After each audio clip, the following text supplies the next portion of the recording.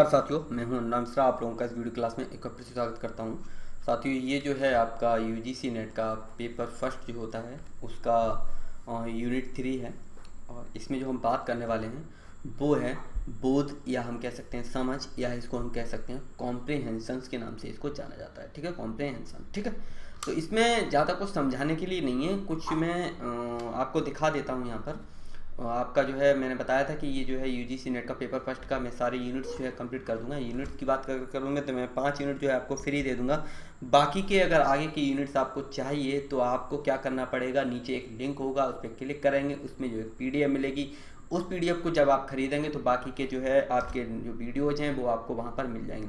हल्का सा इंट्रोडक्शन दे दूँ कि यूजीसी नेट जो होता है पेपर फर्स्ट जो होता है, और पेपर फर्स्ट और पेपर सेकंड के रूप में बटा हुआ होता है। ठीक है, जिसमें आपका पेपर फर्स्ट की अगर बात की जाए तो 50 नंबर का जो है, सॉरी 50 क्वेश्चन का जो है आपका, या 50 क्वेश्चन का जो है आपका आता है, जिसके 100 अंक जो होते हैं। दूसरा पेपर होता है, ये सभी के लिए अनिवार्य तो नहीं होता है, आपने जिस सब्जेक्ट से जो है भरा होगा उससे आते हैं, आपके 100 प्रश्न आते हैं, जो कि 200 नंबर का होता है। ठीक है, तो फिर से बता दूं, आपका पेपर फर्स्ट जो है आपका 100 अंक का होता है, जिसमें 50 प्रश्न आते हैं सभी।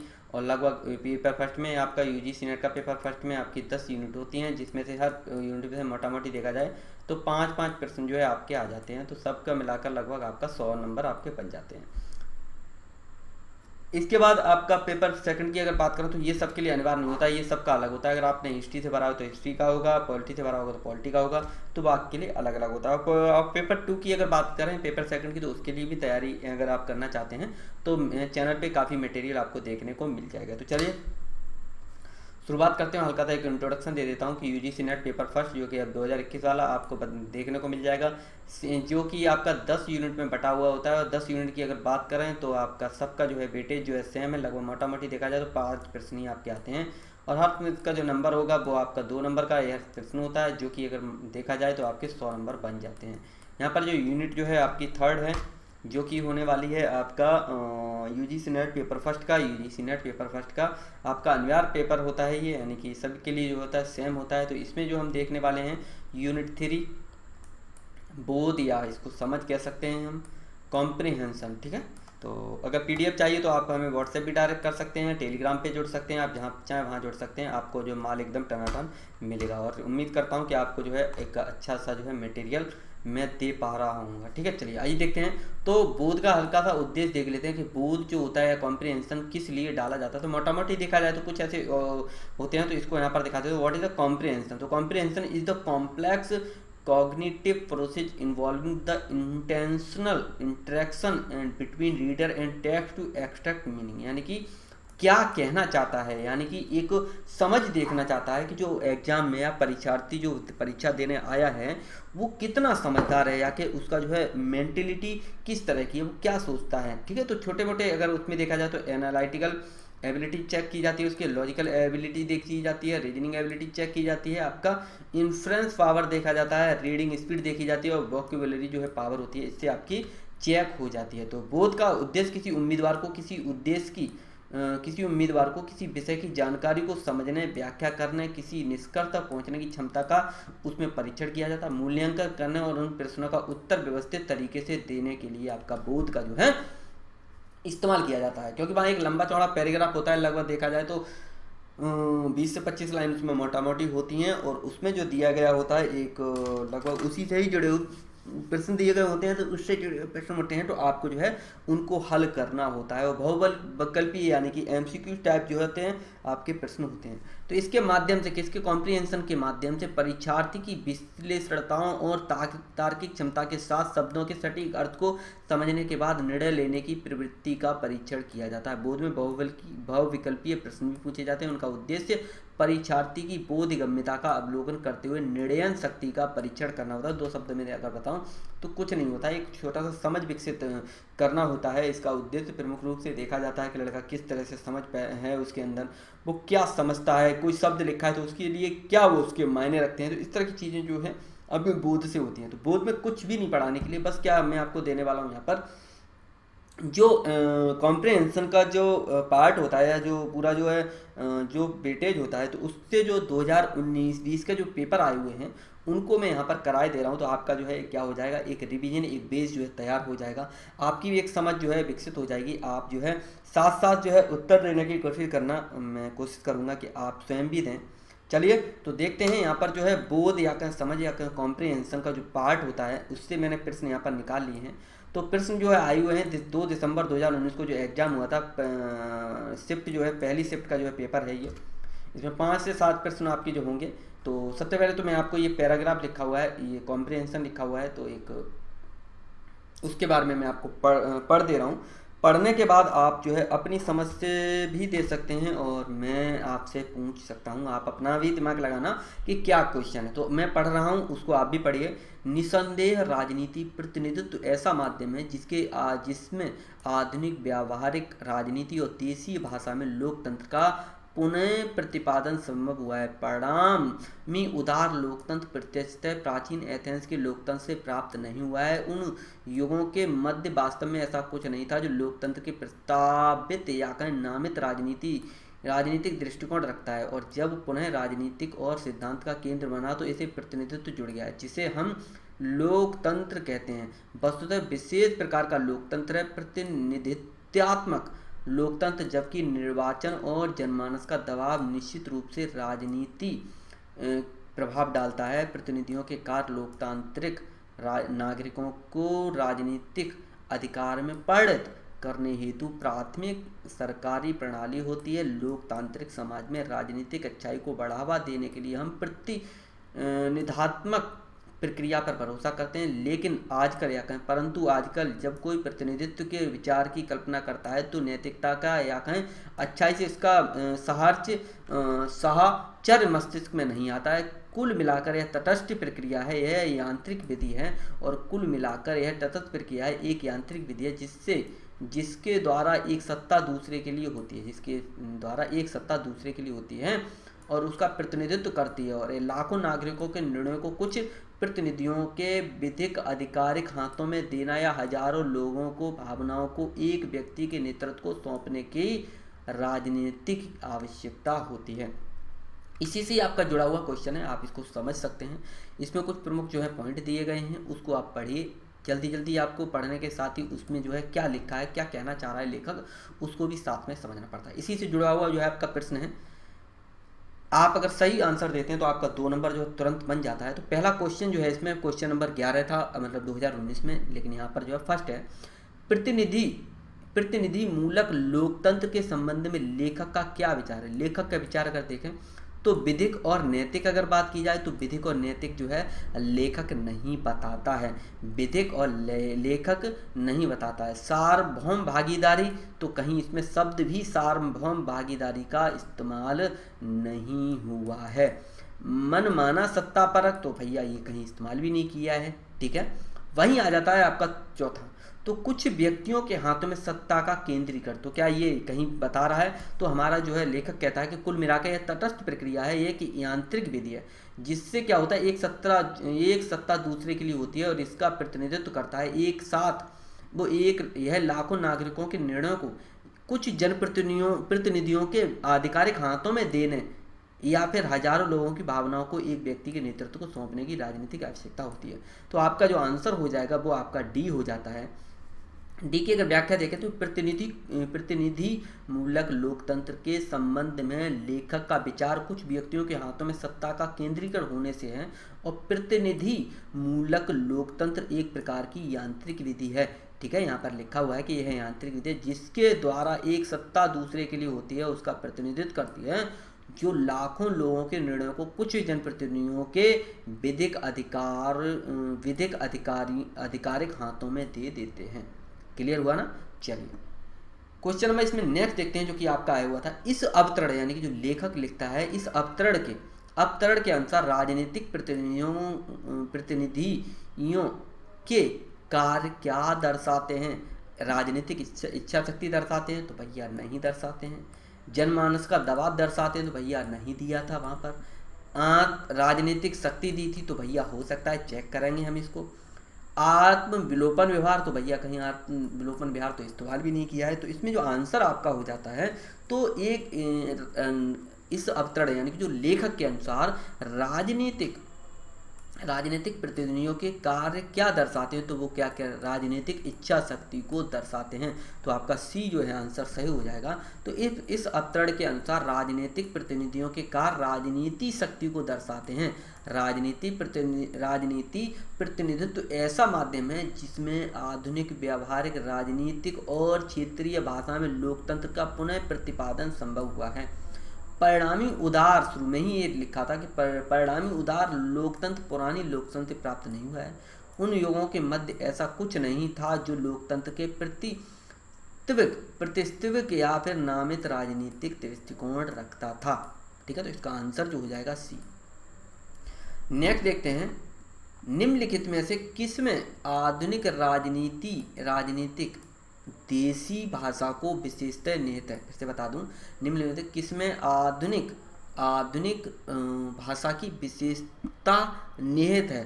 तो लोक लुभावन राजनीति में, तो भैया गलत है, ऐसा तो नहीं है। संरचना का अभाव में, तो भैया बिल्कुल नहीं दिया, कहीं पर भी लेखक ने इसका जिक्र भी नहीं किया। नीतिगत विमर्श के बारे में, तो भैया कहीं पर भी इसका जिक्र जो है लेखक ने नहीं किया।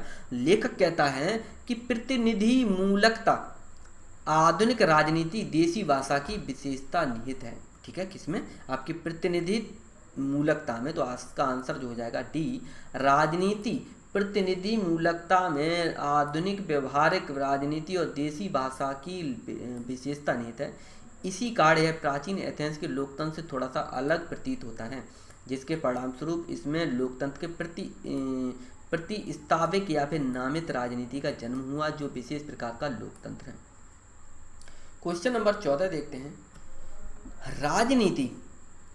राजनीति प्रतिनिधित्व के कारण निम्नलिखित में से किसका उद्भव हुआ है।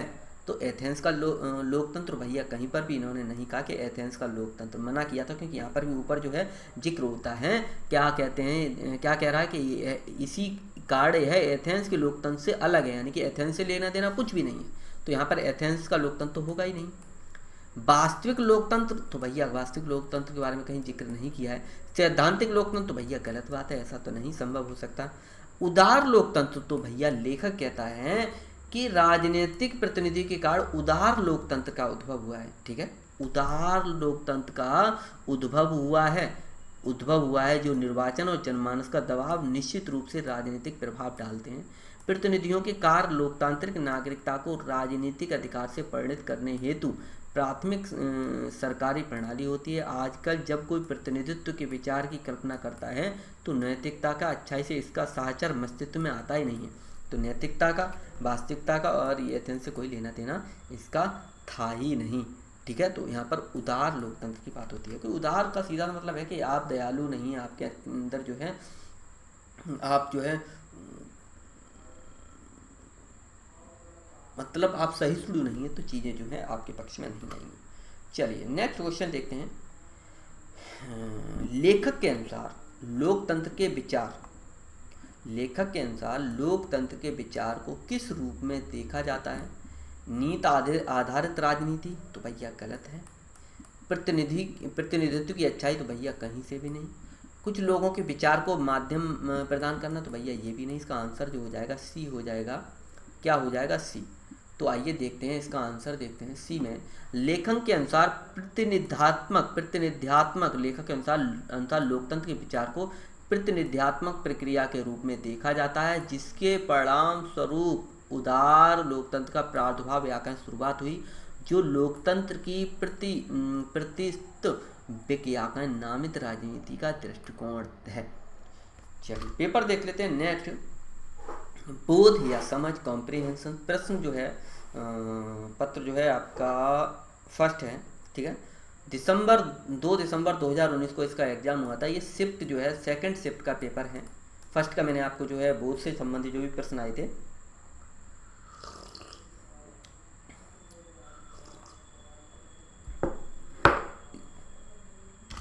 उसके बारे में मैंने आपको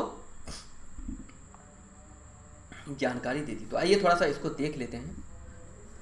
13 से लेकर 17 तक के इसमें प्रश्न दिए गए हैं। 13, 14, 15, 16, 17 यानी 5 प्रश्न हैं। इसके बारे में हम थोड़ा सा देखते हैं। अंतः उद्योग, व्यापार, उत्पादन पैमाने के महत्वपूर्ण अर्थव्यवस्थाओं के लाभ को ध्यान में रखकर उद्धूत हुआ है। यहाँ अंतर्राष्ट्रीय प्रतिस्पर्धा औद्योगिक देशों से प्रत्येक फर्म या प्लांट को किसी एक उत्पाद या फिर कुछ विशेष प्रकार की शैली के उत्पादन पर बल देती है। यह विभिन्न प्रकार की शैली पर बल नहीं देती। इससे इकाई या यूनिट लागत को कम कर रखने में कठिनाई होती है। कतिपय विविधताओं और शैली को ध्यान में रखते हुए सतत परिचालन और दीर्घ उत्पादन करने के लिए विशिष्ट और तीव्रतर मशीनरी विकसित की जा सकती है। एक राष्ट्र तब तक अन्य राष्ट्रों से अन्य विभिन्नताओं तथा शैली के उत्पादों का आयात कर सकता है। अंततः उद्योग व्यापार उपभोक्ताओं के लिए लाभप्रद होता है, क्योंकि इसमें व्यापक रेंज के विकल्प उपलब्ध हो जाते हैं। विपुल प्रकार के वैविध्यपूर्ण उत्पाद का उत्पादन में कोटियों की अर्थव्यवस्था द्वारा कम मूल्यों पर मिलना संभव हो जाता है। इसके कारण उपभोक्ताओं की क्षमता में बहुत बड़ी मात्रा में वेलफेयर उत्पाद प्राप्त होता है और इस माल की किस्मों में वृद्धि होती है और वे व्यापार के जरिए अच्छा माल खरीद सकते हैं। अंततः उद्योग के व्यापार के महत्व स्पष्ट दिखाई पड़ने लगते हैं, और ऐसा तब हुआ जब 1958 यूरोपीय यूनियन या साझा बाजार के सदस्यों के बीच व्यापार के संचरण में आने वाले प्रशुल्क और अन्य बाधाओं को हटा दिया जाता है। यह पाया जाता है कि इसमें व्यापार की मात्रा में प्रभाव होने लगता है, किंतु प्रत्येक ब्रॉड औद्योगिक वर्गीकरण के भीतर विविधता पूर्वक उत्पादों के विनिमय में भी संगतपूर्ण वृद्धि होने लगी। ठीक है, इसको पढ़ लिया, आप एक बार और पढ़ सकते हैं इसको पॉज करके। तो इसके बाद आपको जो है यही क्वेश्चन जो है सॉल्व करने हैं। क्वेश्चन नंबर बना था, यूरोपीय यूनियन व्यापार फ्लो के लिए बाधाओं को हटाने का क्या परिणाम हुआ? अंततः उद्योग व्यापार में मंदी? तो भैया नहीं, ऐसा नहीं हुआ। समान उत्पादों का बहाव? तो भैया ऐसा भी नहीं हुआ। सदस्य राज्यों के बीच व्यापार की मात्रा में वृद्धि? तो भैया हुई। क्यों ही? क्योंकि मैंने यहाँ पर जो है आपको बताया था, यहाँ पर पढ़ने को मिला कि यहाँ पर क्या है, अच्छा माल खरीद सकते थे और अतः व्यापार के महत्व दिखाई देने। ऐसा तब हुआ कब? जब बाधाओं प्रशुल्क हटा दिए गए और अन्य बाधाओं को हटा दिया। तो इससे क्या हुआ, सदस्य राज्यों के बीच व्यापार की मात्रा में वृद्धि हुई, विविध उत्पादों का बल नहीं। तो आपका आंसर जो हो जाता है सी। तो आइए देखते हैं। तो यूरोपीय यूनियन यानी कि यूरोप संघ में व्यापार फ्लो के लिए बाधाओं को हटाने के परिणामस्वरूप सदस्य राज्यों के बीच व्यापार की मात्रा में वृद्धि हुई, क्योंकि वर्ष 1958 में साझा व्यापार के सदस्यों के बीच व्यापार के संचरण में आने वाले प्रशुल्क और अन्य बाधाओं को हटा लिया गया था। कम उत्पाद मूल्य का अर्थ क्या है? कम उत्पाद मूल्य का अर्थ क्या है? तो सतत उत्पाद परिचालन, विकल्प का अभाव? तो भैया ये भी नहीं होगा, ये भी नहीं होगा। व्यापार सूचना विनिमय में वृद्धि? तो ये भी नहीं। उपभोक्ता की क्रय शक्ति में वृद्धि? तो आइए बिल्कुल सही आंसर आपका जो है डी हो जाएगा। उपभोक्ता की क्रय शक्ति में वृद्धि हो जाएगी। क्यों? कम उत्पाद मूल्य का अर्थ क्या हुआ? कम उत्पाद मूल्य का अर्थ ये हुआ कि उपभोक्ता की क्रय शक्ति में वृद्धि होगी। आइए देखते हैं। तो उत्पादों का मूल्य कम कर दिया जाए या कहें कम कर दिए जाने से उपभोक्ताओं की क्रय शक्ति में वृद्धि हो जाएगी, जिससे वे अधिक क्रय करने के लिए आकर्षित होंगे और उत्पादों की मांग में वृद्धि होगी। क्योंकि सीधे शब्द इकोनॉमी बहुत लंबे से अच्छे से मैंने विस्तार किया है कि मान लीजिए आपकी ये घड़ी है, इसके मूल्य में क्या कर दी जाए, कमी कर दी जाए, रेट जो है कम कर दिए, तो जाहिर सी बात है उपभोक्ता की क्रय शक्ति में वृद्धि हो जाएगी। क्यों हो जाएगी? मान लीजिए 900 रुपये की घड़ी आती है और ये घड़ी कर दी जाए 500 रुपये की या 600 रुपये की, तो आपके सीधे 200 से 300 रुपये जो है बच जाएंगे। अब 200 से 300 रुपये जब बच जाएंगे तो आप उसका कुछ और भी खरीद सकते हैं। अब 200-300 की जब आप बच रहा है तो आप मान लीजिए ये जो है आपका पेन है, तो आप मान लीजिए वो 900 का, तो आपको पेन तक खरीदने का पैसा नहीं चाहिए। अब आपके पास पैसा बचा तो आप पेन भी खरीदेंगे। अब पेन की भी कीमत क्या कर दी जाएगी? 15 से 20 रुपये का आता है, तो आपका कितना कर दिया जाए? 10 रुपये का। तो क्या रहेगा उसमें भी जो है उनके पास क्रय शक्ति में क्या हो जाएगी? वृद्धि होगी। क्योंकि जब पैसा खर्च होगा तो लोगों पर माल जो है बढ़ेगा। जब जेब में ज़्यादा बचेगा तो दौड़ेंगे किसकी तरफ? मार्केट की तरफ। जब मार्केट की तरफ बढ़ेंगे तो वहाँ पर मांग पैदा होगी। ठीक है,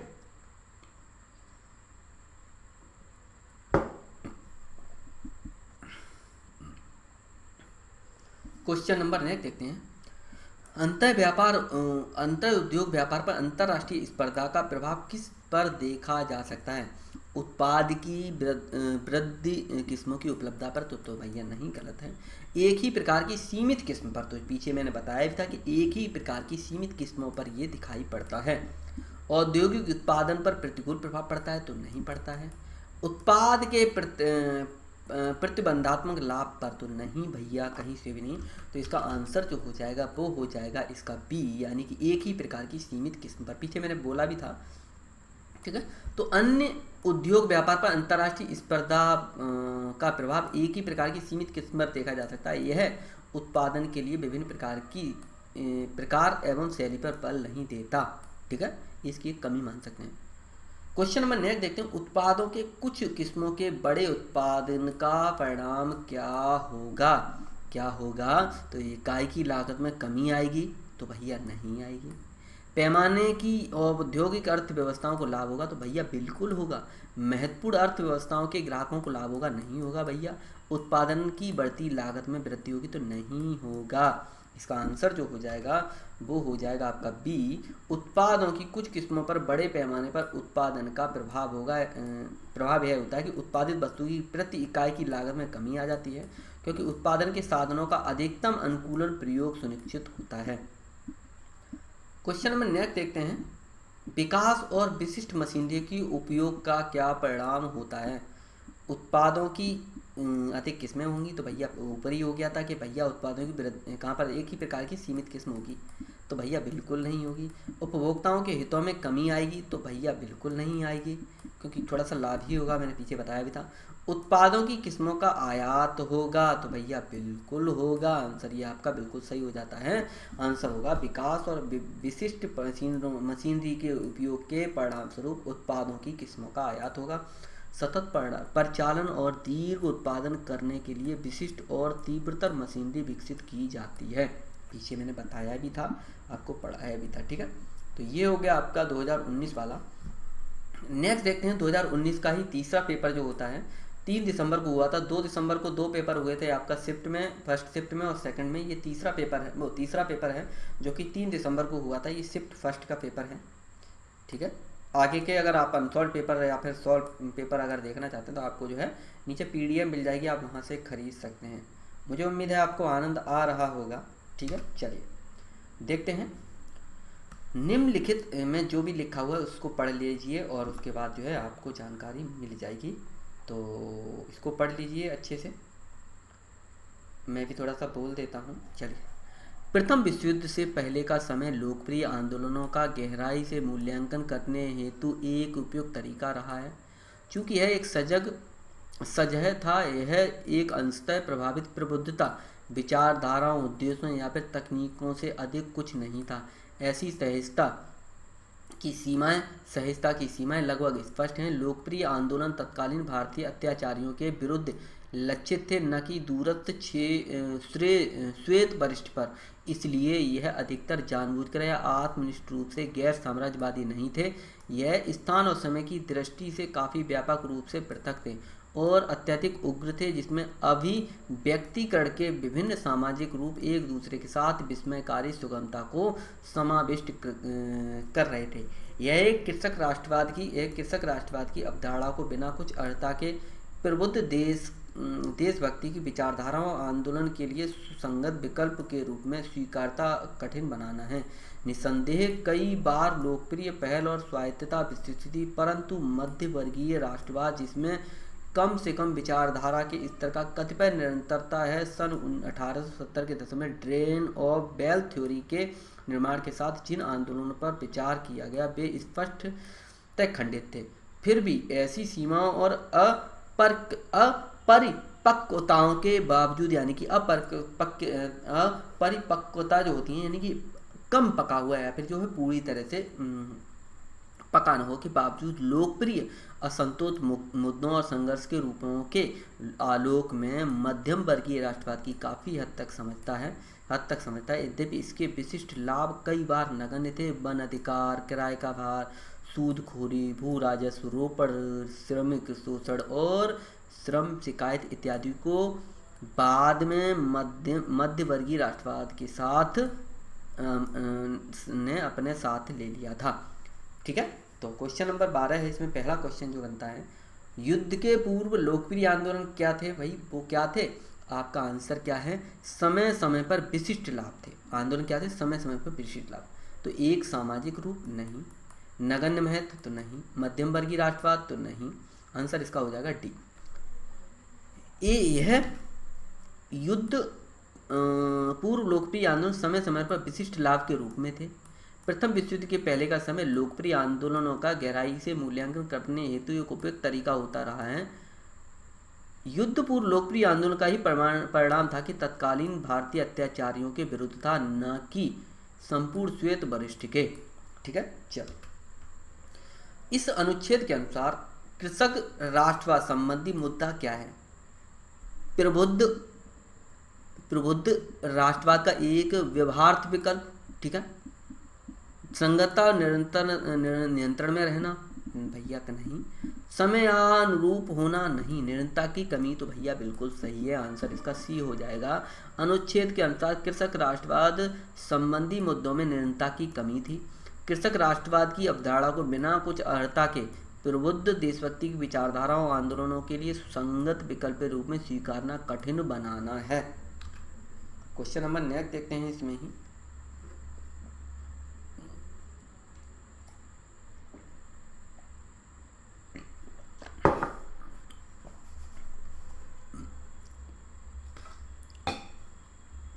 क्वेश्चन नेक्स्ट देखते हैं, लोकप्रिय आंदोलनों के संबंध में लेखक का आकलन क्या है भैया? तो कुछ लोकप्रिय मुद्दों को मध्यम वर्गीय राष्ट्रवाद द्वारा अपने साथ मिला लिया जाना, देखते हैं ये सही है। ये विस्मयकारी और मनोरंजक थे, तो भैया कभी ऐसा तो होता ही नहीं है जो आंदोलन जो है विस्मयकारी और मतलब मनोरंजक तो हो ही नहीं सकता। ये विशिष्ट और समय की कटौती पर खड़े, तो भैया तो ऐसा तो नहीं था कि अगर विशिष्ट कटौती पर खड़े उतरते तो भैया आंदोलन आगे कभी होते ही नहीं। युद्ध से पहले सामान्य असंतोष गैर साम्राज्यवादी था, तो भैया ये बिल्कुल ही नहीं था। आपका आंसर हो जाएगा ए, जिसमें क्या था, कुछ लोकप्रिय मुद्दों को मध्यम वर्गीय राष्ट्रवाद द्वारा अपने साथ मिला लिया गया था। आंसर हो जाएगा लोकप्रिय आंदोलनों के संबंध में लेखक का आकलन एक लोकप्रिय मुद्दों के मध्यम वर्गीय राष्ट्रवाद द्वारा अपने साथ मिला लिया जाना था, जिसके कारण कई बार लोकप्रिय पहल और स्वायत्ता विशिष्ट में निरंतरता की कमी आई। मध्यम वर्गीय राष्ट्रवाद जिसमें कम से कम विचारधारा के स्तर पर कतिपय निरंतरता है, ये खंडित थे। आपका आंसर ये था। लोकप्रिय आंदोलन क्या है? तो भैया लोकप्रिय आंदोलन थोड़ा देख लें। साम्राज्यवादियों के विरुद्ध थे, तो भैया ये तो नहीं था। अपने स्वामियों के विरुद्ध थे, तो भैया ये देखना पड़ेगा। जानबूझकर उग्र थे, तो भैया ये तो नहीं थे। समयबद्ध थे, तो नहीं थे। तो इसमें आंसर जो हो जाएगा आपका बी, अपने स्वामियों के विरुद्ध थे। ठीक है, तो लोकप्रिय आंदोलन अपने स्वामियों के विरुद्ध थे। लोकप्रिय आंदोलन तत्कालीन भारतीय अत्याचारियों के विरुद्ध परिलक्षित थे, ना कि दूरस्थ श्वेत वरिष्ठ पर, और इसलिए है अधिकतर जानबूझकर या फिर आत्मनिष्ठ रूप से गैर साम्राज्यवादी नहीं थे। यह स्थान और समय की दृष्टि से काफ़ी व्यापक रूप से पृथक थे और अत्यधिक उग्र थे, जिसमें व्यतिकरण के विभिन्न सामाजिक रूप से एक दूसरे के साथ विस्मयकारी सुगमता के साथ समाविष्ट कर रहे थे। क्वेश्चन नंबर नेक्स्ट देखते हैं। प्रथम विश्व युद्ध पूर्व के लोकप्रिय आंदोलन के विश्लेषण द्वारा क्या प्रकट होता है भैया? तो क्या लोकप्रिय आंदोलन प्रबुद्धता का प्रभाव कम था? भैया हो सकता है, चेक करते। आंदोलन वैचारिक था, तो भैया बिल्कुल कहीं से भी वैचारिक नहीं था। आंदोलनों के स्पष्ट उद्देश्य थे, तो भैया कहीं से भी स्पष्ट उद्देश्य नहीं थे। सीमित सहजता थी, तो भैया बिल्कुल सीमित सहजता नहीं। तो इसका आंसर जो होगा वो हो जाता है ए, लोकप्रिय आंदोलनों पर प्रबुद्धता का प्रभाव कम था। तो इसका आंसर जो है ए। प्रथम विश्व युद्ध पूर्व के लोकप्रिय आंदोलनों के विश्लेषण द्वारा यह प्रकट होता है कि लोकप्रिय आंदोलनों पर प्रबुद्धता का प्रभाव कम था। प्रथम विश्व युद्ध से पहले का समय लोकप्रिय आंदोलनों की गहराई से मूल्यांकन करने हेतु एक उपयुक्त तरीका था, चूंकि यह एक सजग था। यह अंततः प्रभावित प्रबुद्धता विचारधाराओं, उद्देश्यों एवं तकनीकों से अधिक कुछ नहीं था। तो ये आपका जो है एक छोटा सा परिचय हो गया आपका। और अगर आप इसी तरह के पेपर चाहते हैं तो आप मुझे बताइए, मैं आगे के भी बना दूंगा। मैं इतना ही भी इसी वीडियो में रखता हूँ, ठीक है। और मुझे उम्मीद है कि आपको थोड़ा सा लाभ मिला होगा, आपको अच्छा लगा होगा, आनंद भी आया होगा। ज़्यादा मैंने इसमें कुछ दिया नहीं, बस इतना था कि आपका एक बेस तैयार हो जाए यूनिट जो है 3 का। इसके बाद नेक्स्ट जो है मैं यूनिट 4 आपका डाल दूंगा और जल्दी में ये आपके जो है पेपर फर्स्ट कंप्लीट करा दूंगा, सेकंड भी जल्दी आपका करवा दूंगा। उसके बाद पेपर के अलावा कुछ भी नहीं मिलेगा आपको, केवल मैं अनसॉल्व करवा दूंगा, आपका बढ़िया से पेपर फर्स्ट की तैयारी हो जाएगी। तो इतना ही रखते हैं इस वीडियो में, अगली वीडियो में मिलते हैं, तब तक के लिए नमस्कार, जय हिंद और वंदे मातरम। और लास्ट में जाते जाते बता दूँ, सब्सक्राइब कर लिया करिए, शेयर भी कर दिया करिए भैया, क्योंकि बहुत मेहनत करनी पड़ती है हमरे को। हमारा चैनल अभी छोटा है, लेकिन कसम खाते हैं कि छोटा ज़रूर है, लेकिन ले कह के लेंगे, समझ रहा ना। तो चलिए अगली वीडियो में मिलते हैं, नमस्कार, जय हिंद, वंदे मातरम।